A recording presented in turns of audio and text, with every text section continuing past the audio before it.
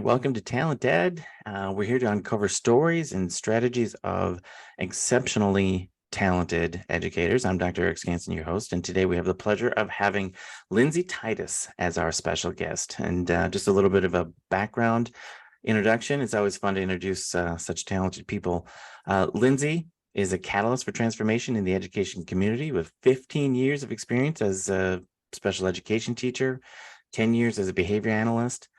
Through her customized behavior coaching program, Lindsay empowers teachers to take control of their time, their mindset, their habits, helping them love their lives both inside and outside the classroom, which is, I think, so timely and important right now. Let's hear a little bit from Lindsay, her expertise, her insights, and get ready to be inspired as Lindsay dives into this transformative approach. So welcome, Lindsay. To TalentED. Why don't you give us a little bit of background and introduction about yourself? Thank you. Yeah, I have been, and I know that I will be a lifelong learner. I am somebody that is just constantly like, what else is out there? What other things can I learn? And that has really been my mindset through my entire career.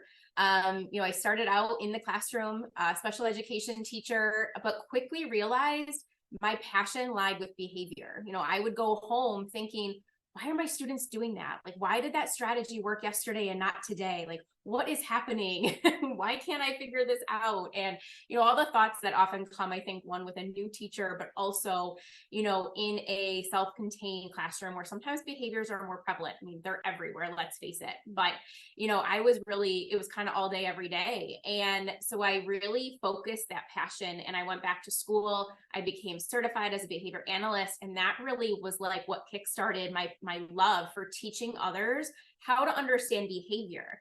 And the first part of my career was really about helping staff. I had several positions in behavior consultation, behavior specialist, those types of pieces. But it wasn't until about 5 years ago that I realized everything that I'm trying to teach everybody else about student behavior, I've got to do for myself. I've got to figure out, why am I doing the things that I'm doing? Why is this triggering me more than that? What am I trying to get out of this situation? And so I really started to apply those same concepts to myself. Plus the addition of learning about mindset and mindfulness and social emotional learning and all the things that we hear now to really create this ability to help both coach myself and guide myself, but also then connect with the parents, the teachers, the students, the admin, everybody that I'm working with on a daily basis, so that we can find that joy in who we are, alongside of what we are doing as educators in the field right now. I think that's so important. I think what you're speaking to is an ecosystem of educators, right? All the way from the top, from our superintendents and our directors to our principals to the teachers to the students, all the way back to our community and our parents, and they all work together, and we have to be cognizant of that. So let's talk about that integration a little bit. Why is integration of mindset and mindfulness so essential when it comes to behavior change? Yeah, so something I heard a few years ago, and it just completely changed the way I look at behavior, is our bodies or our actions can't go somewhere our mind hasn't already been. And so if I haven't thought about something in a certain way, my actions aren't going to align to that. But often when we think of traditional behavior management or classroom management or behavior interventions, it's all external. It's all, creating a break system or creating checklists or, letting students know when they can have access to things. I mean, I'm simplifying it down, but it's very externally based. And my question was always what about what's going on the inside? What about that piece? And what is the thought of the teacher? What's the thought of the student? What are the parents thinking? And so when we can truly know what we're thinking about, right? In education, we often hear it metacognition. It's just another way of saying, like, what are the thoughts I'm having about the actions I'm taking? And when we can have that integration of this mindset piece and understanding, where do my thoughts even come from? And how do I hear them, but not necessarily react to them? so that I can truly then respond in a way that's both serving myself and serving the person I'm interacting with, aka usually the student, but Hmm. it could be, administrator, it could be a colleague, it could be a parent. And so I really think it's essential that we have that foundation so that then the actions we take match up and align to who we are and who we want to be as educators. Have you ever explored any of the ideas around like mental rehearsing, like in a mindfulness state?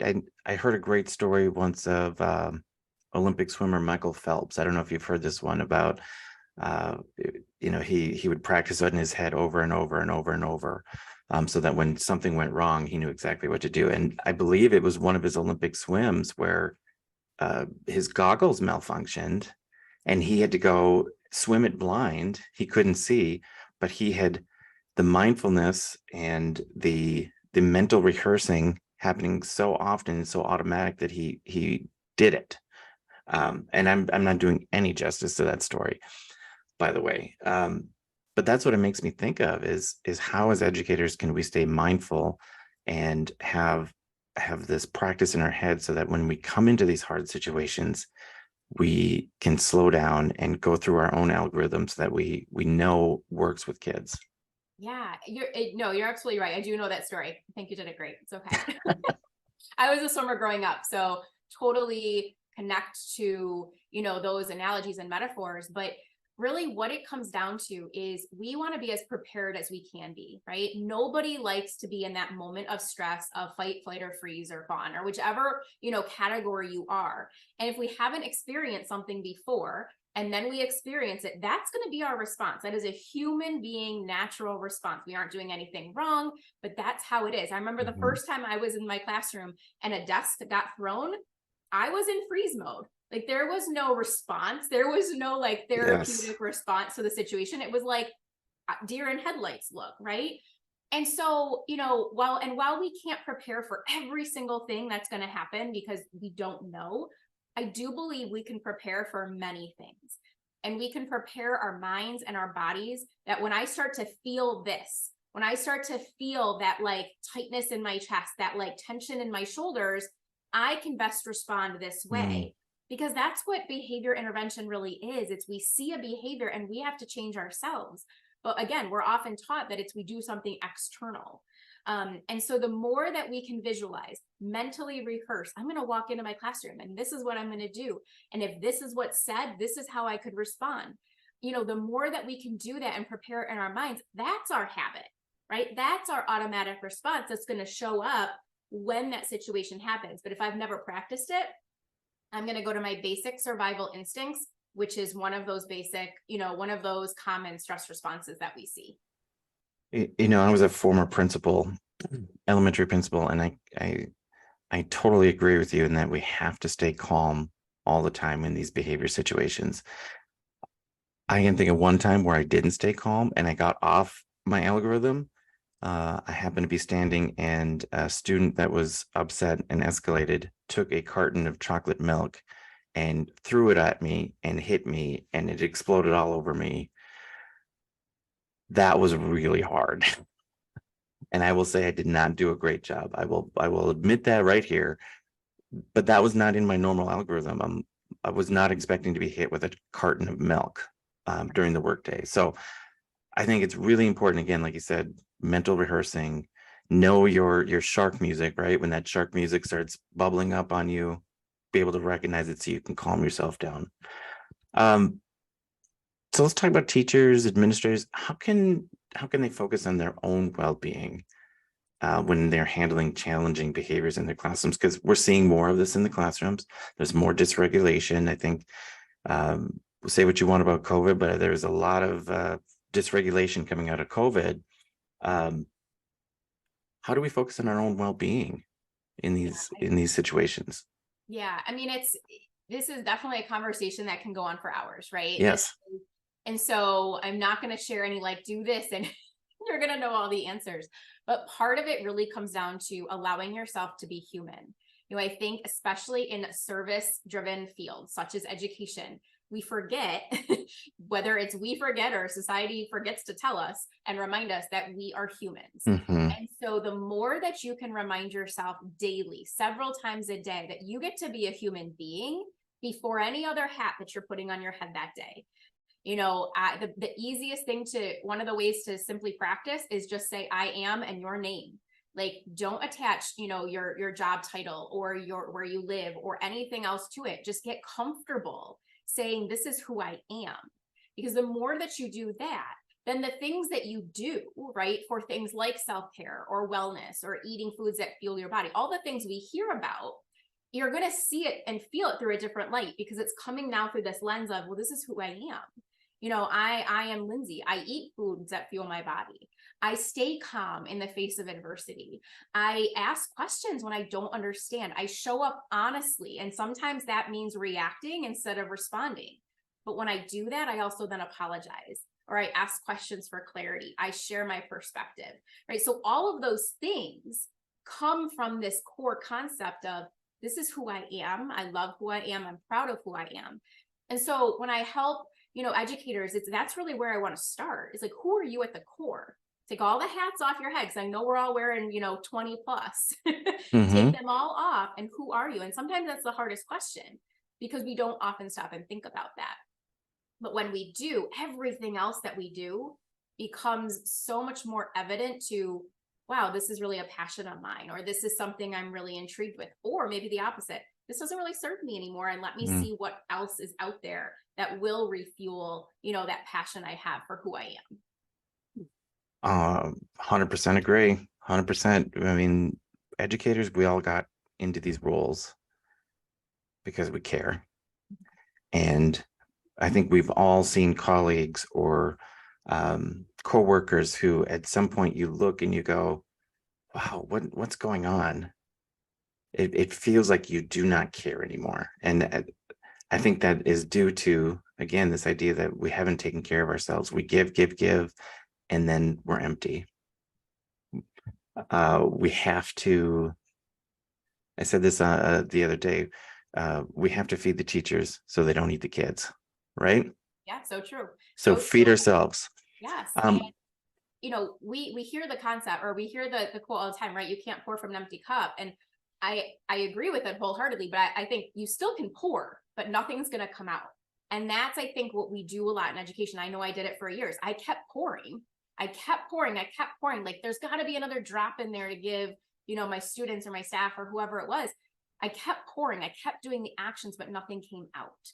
And so now I flip that, and it's, what can I pour into me so I have the energy and the time and the love and the compassion to pour into others. And if I don't have it 100% one day, that's okay. I still am 100% me, and I'm going to be open and honest about that. And so that's really, I think what's really important to remember is that we are givers. That's why we went into this field, but it's also necessary and essential to give to yourself. What would you say to anybody that says, well, that's selfish? That's selfish to fill my own bucket. So I would say, is what you're doing right now working, right? Like, let's take the label. One of the things I love to do is, like, let's just reframe the narrative we're speaking, right? So if the word selfish doesn't serve you, then let's just take it out. My argument is pretty simple. I'd say, no, it's not, because you're pouring into you so you can pour into others. Selfish to me, what's your definition? It's you pour in yourself, so you're better. You're better than everybody else. And that's not what we're talking about generally. It's pour into yourself so you can then pour into others, because we know what else is happening. But typically when I'll say, what if it is selfish? Like, what's bad about that? What's the story you've told yourself about selfish? Because that's typically it, right? We grew up like, give to others, don't think about yourself. So what's the story you have about the word selfish? Let's just rewrite that story, right? Let's give it a new title and a new chapter and all that. And then let's just live your best life. So that's generally one of the couple ways that I'll respond to that. Nice. Well, and this idea of, teachers being service orientated.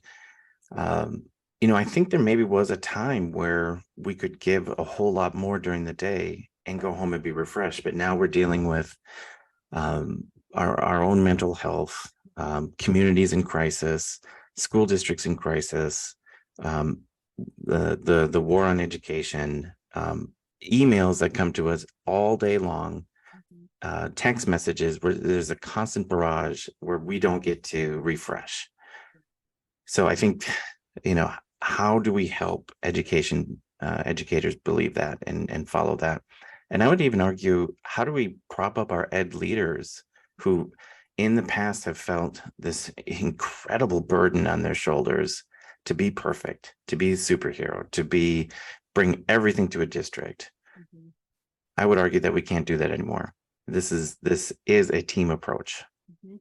Yeah, Uh, 100%. I think it's just part of this work, right? It really, if you take it kind of out of the edge, this is human being work, right? It really mhm, falls under human development. Why do I share it with educators? Because education is at my heart. That is my mhm, core. That is one of my core passions of life. But when we are doing what we do and we feel that we have to take on the weight of the world, we're going to be crushed every time. But when I can say I'm a part of this community, I'm a part of this core value, this foundation, well, then it's okay. Now who's going to come with me, right? Who am I bringing in to do this? And as we go through that, right, kind of connecting to the selfish piece, I believe wholeheartedly that we design and define our lives by both a service why, which most people, that's going to be their why statement, right? We hear that mhm. all the time. What's your why? Why do you do what you do? I also believe there's a selfish why. Like, what is your reasoning for doing what you're doing? And it's going to serve you so that you can serve others. And this is, yes, this is ed leaders all the way down to students, right? One of the things I do to keep myself in check is if I feel like I'm giving, right? And my energy is depleting, I often, what I found is I'm actually doing things for people instead of with them. And so one of the things I love to help educators, especially teachers in the classrooms with students, is how do we go from that? I'm going to do things for them, right? They're upset. I'm going to take care of them and do things for them versus how do I regulate with them? How am Mm. I going to co-regulate? So I'm teaching, I'm empowering, I'm supporting so that that student even at the earliest level is learning that skill to be more independent versus dependent. So that's when we start really feeling that pull, right? And the more that I can teach that. So, but I have to know it in myself first, right? Before I can teach and give, I have to know it within me. And so it's really creating that blend so that people do feel like they can give without giving all of who they are. I think that's beautiful advice, Lindsay. And this is why you should be listening to Lindsay. 100%. Let's peel back the layers a little bit. You ready for some fun questions? I'm ready. We talk about superheroes, superpowers, facetiously, obviously, because educators are not superhuman. As you said, we are human. Mhm. But what's your secret superpower when it comes to keeping your energy levels up for classroom for coworkers? So I do energy check-ins all day long. And I started out really, really nerdy with putting alarms on my phone because I cannot remember most things. And they would go off and it was like, okay, let me check in. And now they're just natural throughout. So about every couple hours, I'm like doing this whole body scan, checking in with myself, and I'm making some shifts. Sometimes it's crazy dancing to some energetic music. And sometimes it's like deep breathing to like calm myself down, but they are my tried and true go-to tip and tool every time I need it. That is an amazing lead into my next question. And by the way, I did not tell Lindsay about these last questions. Um, if you had to describe your style using only one song, what would it be? Oh, that is a tough one. Holy moly. And I don't even know. Something Backstreet Boys is gonna come to me because that's at my heart. I'm like teeny bopper, like Oh, central, because that's just me. Um, but I honestly can't. I don't even know a name. But I'll give you a group. That would be it. something from the Backstreet Boys. Love it. Do you have any quirky rituals or habits that you like to share with the listeners today? Know if it's quirky, but maybe it is. I am obsessed with quotes and affirmations and all things words. So I'm constantly like, as I'm hearing people talk, I'm like, I wonder what their definition of that word is. Yeah. I wonder what that means to them. Or, I'll see a quote and I'll say, like, I think I could change it to this. I'm just constantly looking at kind of the linguistic structure of the things that I see. There is a famous character called Stuart Smalley. I don't know if you know him. I don't. played on SNL by a Minnesotan, Al Franken, who says, I am good enough, I am smart enough, and doggone it, people like me, right? Affirmations. I think that's where it's at. Yep. Okay, there you have it, folks. Fun and insightful look into Lindsay's personality, vibrant personality, teaching approaches. Lindsay, do you have any final call to action for our listeners today? No, well, my biggest call to action is get out there and celebrate you. Like, go find a mirror, go act silly, go have fun, and pour into you. And I say, get a mirror, because you got to do it looking at yourself, right? Like, pour into you, celebrate you. I don't care if it's the smallest thing. Get in the habit of celebrating who you are every day, and allow that energy to be the energy that carries you through day after day after day. There you go. Good enough, smart enough, and doggone it, people like you. Lindsay, how can people interact with you? Speaking, coaching, like tell us how you like to reach with people. Yeah, so if you head to my website, which is defineuniversity.com, the university is YOU, because again, that's what we focus on. We focus on you. That is where most things, kind of everything is housed. You can connect with me there. You can link to my social medias there, podcast, blog, services, you name it, it's all there.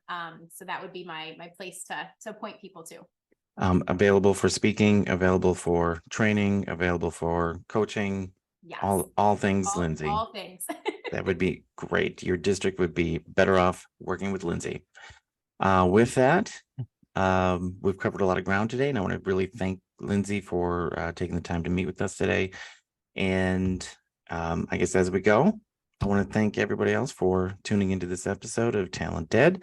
And if you enjoyed this episode, please subscribe, leave us a review. And if you have any questions or suggestions for future topics or guests, please contact us. And until next time, keep learning, keep growing, stay PKS, which is positive, kind, and supportive. And remember, doggone it, people like you.